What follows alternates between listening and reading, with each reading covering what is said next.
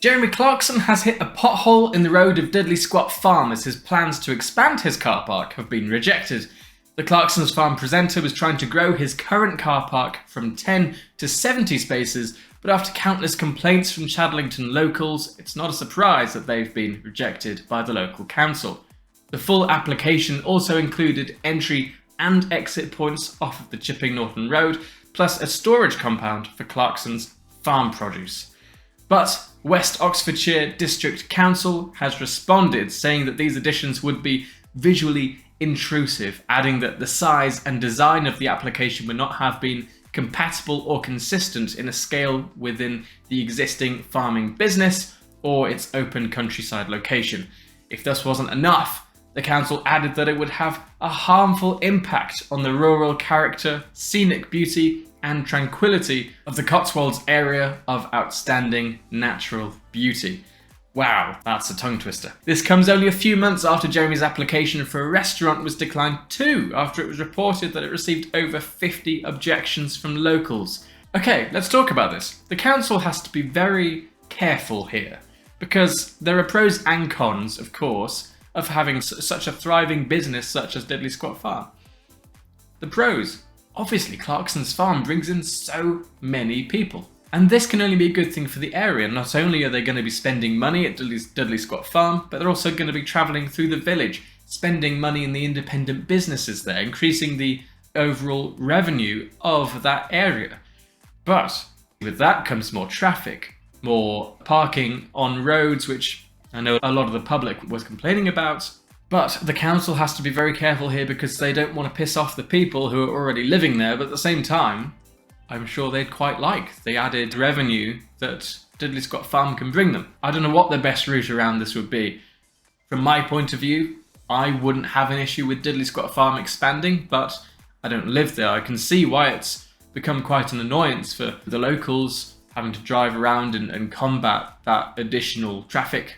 The question is, would they be complaining if it was a similar business size but owned by someone else? That is the question. Is this aimed at Clarkson or is this aimed at the business itself? And I would expect a lot of this would be the former. I think Clarkson's gained a reputation, and especially the older generations, I think they might try to push against that a little bit, which they obviously are pushing against the company as it stands. So, bad news for Diddley Squat Farm. Fortunately, we do have some good news as well. A few weeks ago, Clarkson shared a message to his Instagram account asking for his 4.7 million followers to kindly donate to support a beekeeper at his Diddley Squat Farm. Here's what he said. 2, 1. I'm sorry to barge in here like this, but Victor, the bee man at Diddley Squat Farm, is Ukrainian. He's got a lot of family and friends who are stuck there, and they need our help. So if you go to the link that I'm going to try and attach to this post, you can donate money, which will help them buy vehicles that they need to evacuate people who are stuck behind the Russian lines. I can hardly believe I'm saying this in Europe today, but anyway, they are stuck. They need to get them out. So pickup trucks, anything they can get their hands on, that's what they need the money for. Please, please help if you can. And click on the link and donate whatever you can afford. Thank you. Victor, a Ukrainian man who worked on Jeremy's farm, has friends and family who are still in Ukraine as Russia continues its attack on the country. But as fans rallied and have successfully funded the purchase of 5 trucks, which the newly named Diddley Brave Department, never thought I'd say that in my life, will use to drive into Ukraine with resources in tow to help and evacuate people in danger from the country. The Just Giving page for this has now reached over £51,000 at the time this video was recorded to fund this, and the trucks have been purchased. Diddley Squat Farm posted this to its Instagram account. To everyone that bought our Diddley Squat bee juice and donated, your generosity translated into 5 rescue vehicles that were delivered from the farm to the border of Ukraine by our Diddley Brave Department. Thank you all.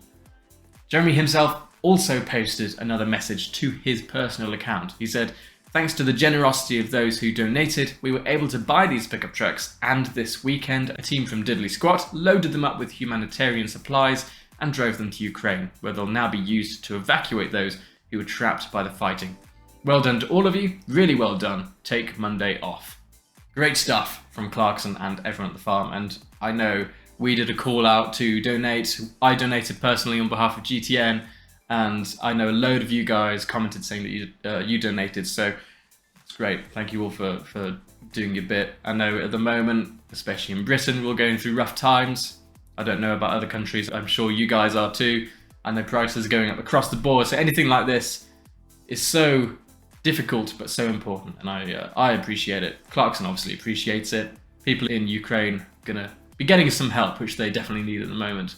I'll make sure to keep you updated on further planning applications, anything else happening at Clarkson's farm. But until then, check out the site and everything we've done on it. GrandTourNation.com. We keep you up to date every day with cars, motorsport, Grand Tour, Top Gear, everything.